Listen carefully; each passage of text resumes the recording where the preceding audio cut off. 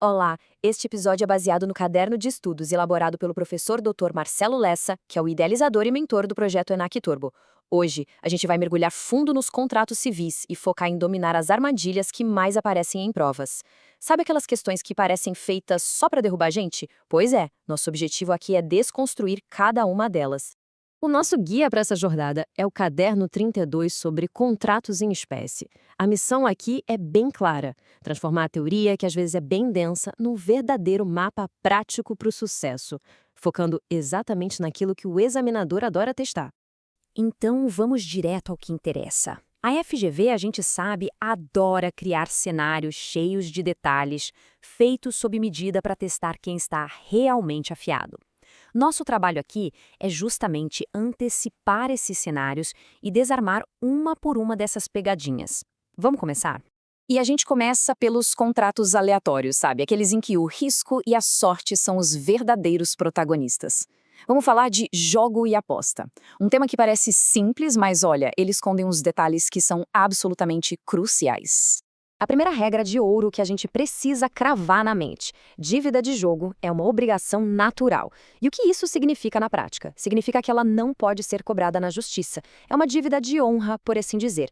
Mas atenção total ao detalhe que faz a diferença. Se a pessoa paga por vontade própria, ela não pode de jeito nenhum pedir o dinheiro de volta depois. É o famoso princípio da solute retentil. Traduzindo, o que foi pago, fica pago. Fim de papo. E agora vamos para uma armadilha clássica da FGV. Imagina a cena: alguém perde no jogo e, para oficializar a dívida, assina uma nota promissória ou um contrato de confissão de dívida. Essa tentativa de transformar uma obrigação que era natural em uma obrigação civil, que a gente chama de novação, será que isso é válido? E a resposta, gente, é a pura essência da pegadinha. Entre o jogador e quem ganhou, esse novo contrato não vale nada. Continua sendo uma dívida de jogo inexigível. Mas, e é aqui que o jogo vira, se essa nota promissória for repassada para uma terceira pessoa que não tem nada a ver com a história, uma terceira pessoa de boa fé, ela pode cobrar. A lei protege quem agiu corretamente e confiou no documento. É a segurança jurídica em ação. Ok, deixamos a sorte um pouco de lado para entrar num verdadeiro campo minado jurídico: o contrato de fiança.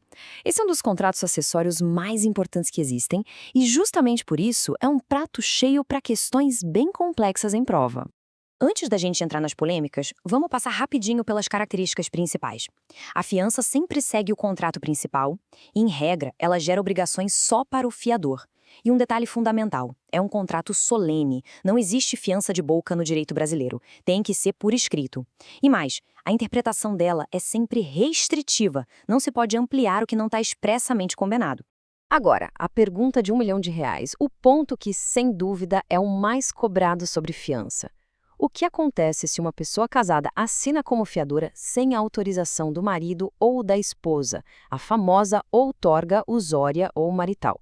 A dúvida que o examinador quer plantar na cabeça de quem está fazendo a prova é essa: a fiança é nula só na parte que caberia ao cônjuge que não concordou, ou a nulidade atinge a garantia inteira?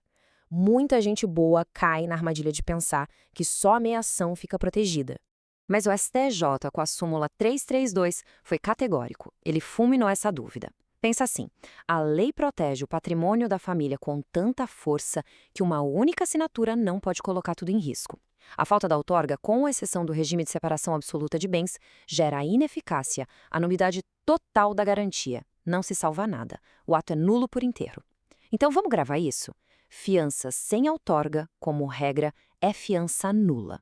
Outro ponto-chave: o benefício de ordem. Na teoria, o fiador pode virar e falar: olha, cobre primeiro do devedor principal. Essa é a regra. Só que na vida real, quase todos os contratos de fiança fazem o fiador renunciar esse benefício ou assinar como devedor solidário. E o resultado prático? Na esmagadora maioria das vezes, a exceção vira regra, e o fiador pode sim ser cobrado diretamente. Agora que a gente já entendeu como o fiador pode se defender, vamos ver como ele pode sair do contrato. Em um contrato por prazo indeterminado, o fiador pode pedir para sair? A resposta é sim, pode. Mas não é um passe de mágica, não é imediato. Depois que ele notifica o credor, ele ainda continua responsável por tudo durante os próximos 60 dias. É um prazo de segurança para o credor poder se organizar e encontrar outra garantia. Muito bem, vamos para o nosso último bloco. Agora vamos falar de contratos que são, na verdade, ferramentas para resolver conflitos. Vamos analisar a transação e o compromisso, que são instrumentos essenciais da chamada autocomposição. Dentro da transação, tem um ponto específico que gera uma confusão danada e é uma pegadinha clássica: a evicção. Imagina só. Para encerrar uma dívida, uma das partes recebe um carro como pagamento. Meses depois, vem uma decisão judicial e diz que aquele carro pertencia, na verdade, a uma terceira pessoa. A parte que recebeu o bem, perdeu o bem. Isso é a evicção na transação. E aí, o que acontece? A intuição da gente grita que, se o pagamento falhou, a dívida original deveria voltar a existir, certo? Errado. E aqui está a pegadinha que derruba muita gente boa. Na transação, a dívida original está morta e enterrada. Ela não revive.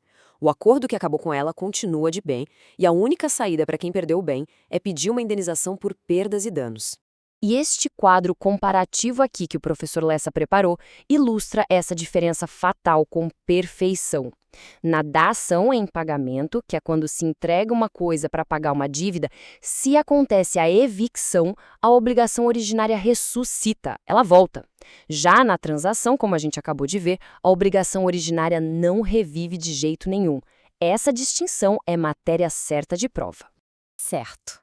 Agora que a gente já passou pelos pontos mais cabeludos, vamos para uma síntese final, um fichamento rápido e estratégico para consolidar de vez o conhecimento. Vamos repassar com calma esses pontos para fixar tudo muito bem. Vamos lá, revisão final. Primeiro, jogo é obrigação natural, não se cobra na justiça. Ponto. Segundo, fiança, sempre, sempre, sempre por escrito, sem exceção.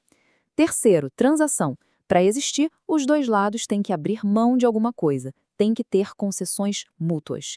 E, por último, o compromisso arbitral, que é aquele acordo para levar a briga para um árbitro em vez de um juiz, só vale para direitos que a gente pode negociar, como uma dívida, por exemplo, direitos patrimoniais disponíveis. A regra de ouro da fiança, para nunca mais esquecer, se a pessoa é casada em um regime que não seja o da separação absoluta de bens e presta a fiança sem assinatura do cônjuge, a garantia é totalmente nula. É a súmula 332 do STJ na veia. Isso tem que estar na ponta da língua, não dá para errar.